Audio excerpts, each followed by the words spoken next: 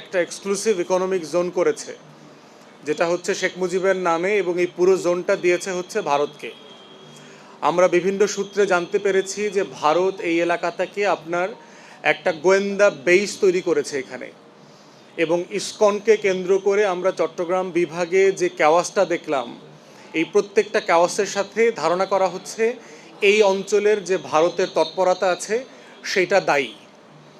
প্রশ্ন হচ্ছে, কেউ যদি বাংলাদেশে ব্যবসা করতে চায়, শিল্পাঞ্চল করতে চায়, এটা করতে আমাদের কোনো আপত্তি নাই, কিন্তু ভারতের মতো একটা আগ্রাসী শত্রু রাষ্ট্র তাকে এই রকম একটা কৌশলগত জায়গায়, আপনারা যদি ম্যাপ দেখেন, ফেনী কিন্তু বাংলাদেশের চিকেন নেক। যদি এখান থেকে আপনি ফেনী নদীর উপরে ব্রিজটা ভেঙে দিতে পারেন, তাহলে কিন্তু বাংলাদেশ থেকে চট্টগ্রাম আলাদা হয়ে যাবে। তাহলে সেই রকম একটা কৌশলগত জায়গায় বঙ্গোপসাগরের মুখে